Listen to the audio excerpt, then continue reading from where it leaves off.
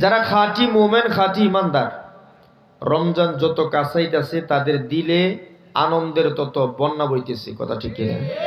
আনন্দের জোয়ার, যা আলহামদুলিল্লাহ নেকি কামাইয়ের একটা সিজন আমি পেয়ে গেছি। কিন্তু আমাদের সমাজে কিছু নামদারি মুসলমানের বাচ্চা আছে, বংশীয় সূত্রে জন্মগত মুসলমান, কিন্তু মূলত হলো খাঁটি মুনাফিক। আছে না নেই? এর রোজা যত কাছাইতেছে চান্দি তত গরম হইতেছে। গেস্টিকের মাসায় পড়ছে, আলসারের মাসায় পড়ছে, মানুষের সামনে বিড়ি টানো যেত না, ফ্যাটটা বইরা ফাটার মতন দিনের বেলা খাওয়ান যেত না। এই জন্য হের চান্দি খুব খারাপ, বকা জকাও করে, সাইস্টলে বসে উল্টা পাল্টা কিছু ফতোয়া দেয়। আছে না নেই? এইগুলি দেখবেন খাওয়ান কিন্তু বন্ধ করে না, এটি পুরা মাসেই খায় গরু ছাগলের মতো। গরু ছাগল যেমন কখনো খাওয়ান বন্ধ করে না, এইগুলিও কি করে না, খাওয়ান বন্ধ করে না, খালি হোটেলের সামনে একটা পর্দা লাগাই দেয়। আছে না নেই? কারণ হের চিন্তা ভাবনা হলো পর্দা লাগাইলে তো আর আল্লাহ দেখে না। আমাদের দেশে পর্দা লাগাইলে আল্লাহ দেখেনি, কালো পর্দা লাগায় রেস্টুরেন্টের সামনে। আর চিন্তা হলো যদি আল্লাহ দেখে তাহলে যেন একটু জাপসা জাপসা দেখে। নাউজুবিল্লাহ বলেন, পর্দা লাগাইলে কি আল্লাহ জাপসা দেখে? মুসলমান ভাই, এমন হাদিসে কুদসির ভিতরে আসছে, আপনার আমার প্রভুর ক্ষমতাগত, মহান আল্লাহ পাকের শক্তিগত, আপনার আমার প্রভু মহামহিমান্বিত রব তার বন্ধু প্রিয় হাবিবকে বলে, বন্ধু গো, আমার শক্তিগত, আমার ক্ষমতার পাওয়ার কত আপনার উম্মতকে একটু জানাই দেন।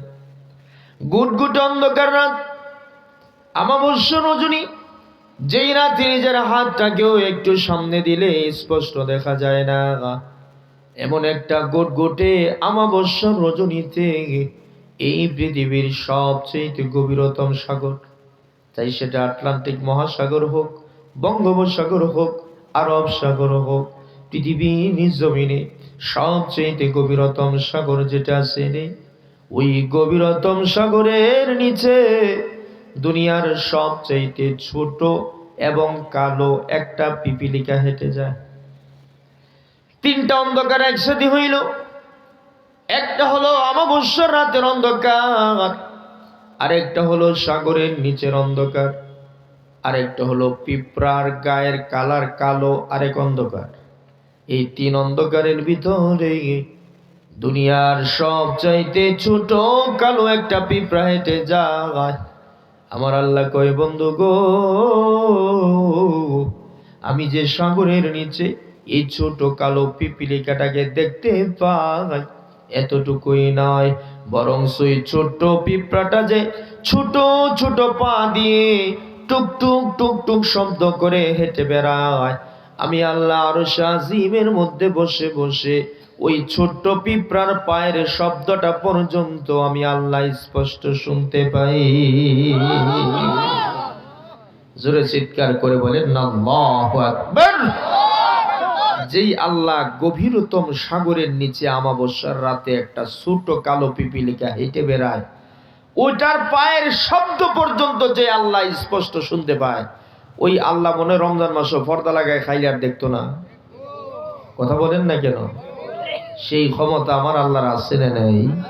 তাম পৃথিবীবাসীর চক্ষু ফাঁকি দিতে পারলো, আল্লাহর চক্ষু ফাঁকি দেওয়ার ক্ষমতা? পৃথিবীর কেউ যেটা দেখে না সেটা দেখেন কে? কেউ যেটা শোনেন না সেটা শোনেন কে? কেউ যেটা পারে না সেটা পারেন কে? তিনি আল্লাহ, তিনি সুবহান।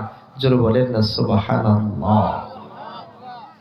এই জন্য মুসলমান বন্ধুরা আমার, এই মাহে রমজানুল মুবারক, এটা ফাঁকি দেওয়ার জন্য নয়, আল্লাহকে ধোঁকা দেওয়ার জন্য নয়, নিজের নফসের সাথে গাদ্দারি করার জন্য নয়।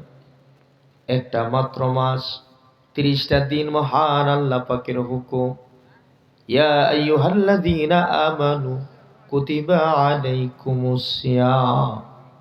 হে পৃথিবীর ঈমানদার বিশ্বাসীগণ, আমি আল্লাহ পাক তোমাদের জন্য রমজানের রোজাটাকে ফরজ করে দিয়েছি। কুতিবাই ফুরিজা আলাইকুমুস সিয়াম, তোমাদের উপরে আমি আল্লাহ পাক রমজানের রোজাটাকে ফরজ করে দিয়েছি।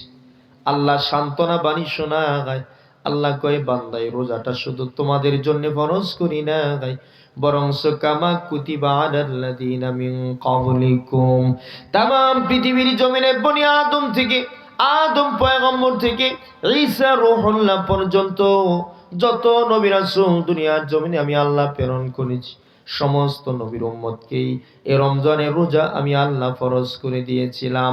সুতরাং তোমাদের উপরে এককভাবে কিন্তু আমি আল্লাহ জিম্মাদারি দেই নাই। আল্লাহ কয় বান্দা কেন দিছি জানোনি? এই রমজান মাসে রোজাটাকে তুমি কেন রাখবা? বান্দা তোমাকে না খাওয়ায় রাখলে আমার আল্লাহর কিন্তু কোনো লাভ নাই, সারা দিন তুমি খাইলেও আমি আল্লাহ তাআলার কিন্তু কোনো লস নাই। কথা কোন ঠিক কিনা? কেন আমাদেরকে আল্লাহ দিনের বেলা পানাহার থেকে, খাওয়া থেকে আর অন্যান্য জিনিস থেকে আমাদেরকে বেঁচে থাকতে আল্লাহ পাক কেন নির্দেশ দিলেন? আল্লাহ বলেন আতিমুস সিয়ামা ইলাল লাইল, রাত পর্যন্ত রোজাকে পূর্ণ করো। কেন কেন? সেহরি খাইবা আবার ইফতারি খাইবা, মাঝখানে শুধু দুপুরের বেলায় একটা টাইম শুধু না খায়া থাকবা। আল্লাহ আমাদেরকে এক বেলা দুপুরে না খাওয়ায় রাখলেন। সকালের খানাও আমরা খাই, ফজরের পরে খাইতাম সেটা আগে খাই, রাতের খানা 10টা 11টায় খাইতাম সেটা আল্লাহ পাক আগে মাগরিবের আযান দেওয়ার পরে কয় আগে খাও পরে মসজিদে যাও। জোরে কোন সুবহানাল্লাহ। আমার আল্লাহ কত বড় দয়ালু।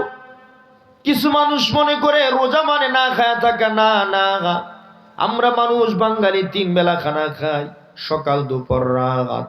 আমরা কিন্তু রমজান মাসে সকালে একটু খাচ্ছি, রাতেও মাগরিবের সময় কেউ আমরা খাই না, কিন্তু রমজান মাসে আগে খাই পরে মাগরিবের নামাজে যাই। কথা কোন ঠিক কিনা? তাইলে 2 ওয়াক্ত খানা বাদ দিলে আর মাত্র কয় ওয়াক্ত বাকি? দুপুর বেলা 1 ওয়াক্ত বাকি। আমার আল্লাহ কয় বান্দাই একটা বেলা তোমারে না খাওয়া আমি আল্লাহ পরীক্ষা করব, তুমি কি আমার হুকুম পালন করো নাকি না করো। আল্লাহ মূলত আমাদেরকে না খাওয়ায় রাখলে এমন নয় যে গোটা দুনিয়ার মুসলিমরা যদি দুপুরে না খায় তো আল্লাহর গোডাউনের খানা বাইসে যাইব। আর যদি দুপুর বেলা পৃথিবীর মানুষ মিল্লা খেয়ে ফেলে আমি আল্লাহর গোডাউনের খানা শর্ট পড়ে যাইব, নাউজুবিল্লাহ, এমনটা নয়। তাইলে আল্লাহর কি লাভ? কেন আমাদেরকে দুপুরে এক বেলা না খায়া থাকতে বলছেন? আল্লাহ কয় বান্দা কেন দিছি জানো নি? আল্লাহ বলেন লাআল্লাকুম তাত্তাকুন, এ রোজা আমি তোমাদের উপরে ফরজ করে দিয়েছি যাতে করে আমার এই হুকুম পালন কইরা বান্দা তোমরা মুত্তাকি হইতে পারো আর আমি আল্লাহর ওলি হইয়া যাইতে পারো। আমাদেরকে আল্লাহর ওলি বানানোর জন্য আল্লাহ রোজা ফরজ করছেন। জোরে কোন সুবহানাল্লাহ। এই রোজা আল্লাহ কেন ফরজ করছেন? আল্লাহ বলেন লাআল্লাকুম তাত্তাকুন, যাতে করে তোমরা মুত্তাকি হতে পারো। মুত্তাকি মানে আমি আল্লাহর ওলি হইতে পারো, ওলি মানে আমি আল্লাহর দোস্ত আর বন্ধু হয়ে যাইতে পারো। সুবহানাল্লাহ।